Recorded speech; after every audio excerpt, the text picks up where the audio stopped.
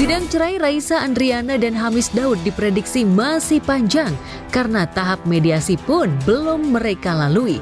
Berbeda dengan sidang cerai beauty vlogger Tasya Farasya dan Ahmad Assegaf yang pada 12 November mendatang akan mencapai sidang putusan.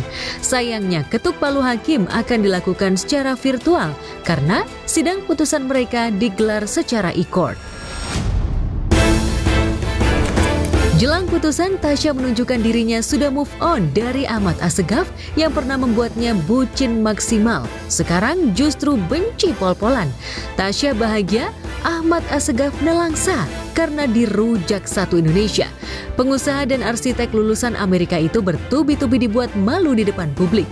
Terakhir, saksi yang dihadirkannya di sidang cerai justru berbalik membenarkan dalil yang diajukan pihak Tasya bahwa ia menilep uang perusahaan dan memarkup uang pembangunan rumah senilai puluhan miliar. Saat terakhir bertemu di sidang cerai, bahasa tubuh Tasya dianggap berhasil menyampaikan pesan menohok kepada Ahmad bahwa dengan senang hati ia mengucapkan sayonara alias dada babai kepada suami pelit yang tidak amanah. Okay, here comes. Jadi yang kami anggap bahwa kesaksian-kesaksian ini malah menguatkan yang kami dalilkan, sehingga kami juga yakin dan percaya terkait putusannya. Meskipun lagi menjalankan proses di PA Selatan. Iya. Kan beda jamnya.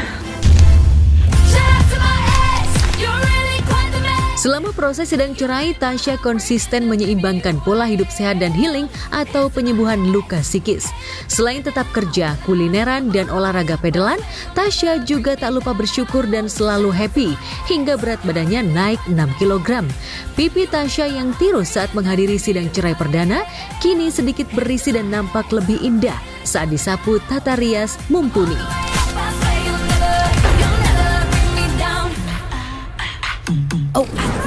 Suka banget. Seger kan, langsung kayak hidup gitu loh aku tuh.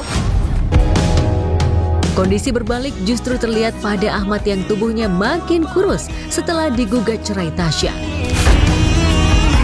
Hitam putih sudah. Wan Ahmad kelihatan kurus banget. Jamah juga. Aku juga kurusan loh. Iya. Nggak kelihatan. Nggak kelihatan. Lagi diet.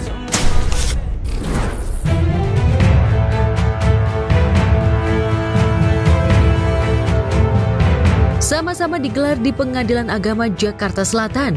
Sidang cerai Andre Taulani dan Rinwartia Trigina alias Erin bakal lebih dulu ketok palu daripada perceraian Tasya Farasya dan Ahmad Assegaf. Selasa 11 November mendatang, diprediksi Andre dan Erin akan resmi menyandang status duda dan janda. Namun kemarin pada sidang beragendakan pembuktian, Andre merasa perlu menghadirkan saksi untuk menguatkan dalil gugatan cerainya. Ayah 3 anak itu menghadirkan Rizka, adik kandungnya, serta Reza karyawan yang mengetahui bahwa dirinya dan Erin sudah pisah rumah setahun lamanya.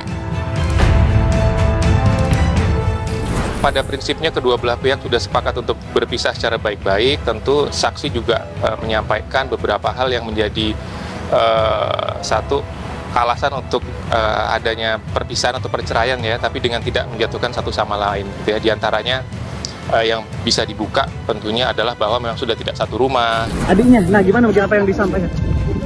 Adiknya Di dalam tadi. kesaksian yang disampaikan tadi mungkin Mbak? Iya Mbak. Karyawannya kayaknya. Oh karyawannya. Tadi ada berapa pertanyaan mungkin di dalam? Tadi sidangnya pembuktian dari pihak pemohon dan termohon. Kesimpulannya tanggal 7 November, nanti putusannya tanggal 11 November. Elektronik.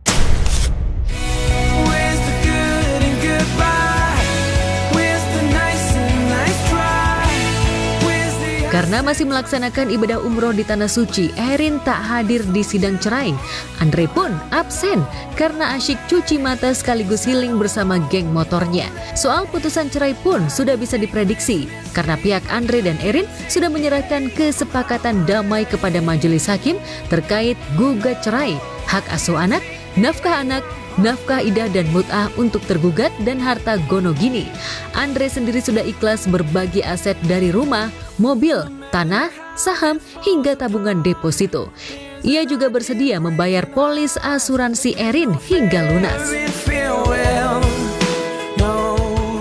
Dalam perjanjian perdamaian itu pun juga hanya membenarkan adanya gugatan tersebut dan sepakat bercerai secara damai. Artinya di dalam putusan ini hanya membahas tentang perceraian saja, jadi tidak ada harta. Kalau mereka membahas nanti setelah adanya perceraian atau ada di dalam, itu menjadi kesepakatan mereka berdua. Seharusnya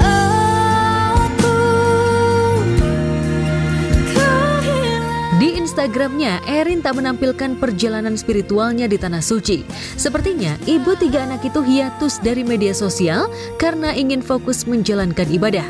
Erin seolah ingin memulai titik nol hidupnya sebagai janda di Tanah Suci. 19 tahun mendampingi Andre, Erin sudah siap melepas gelar Nyonya Taulani. Pekan depan, usai sidang putusan, Erin akan mengganti nama bio akun Instagramnya karena ia tak pantas lagi menggunakan nama akun Erin Taulani. Masih umroh, ya tentu butuh waktu ya untuk menjernihkan pikiran, untuk menenangkan diri ya. Jadi dia memutuskan untuk pergi umroh.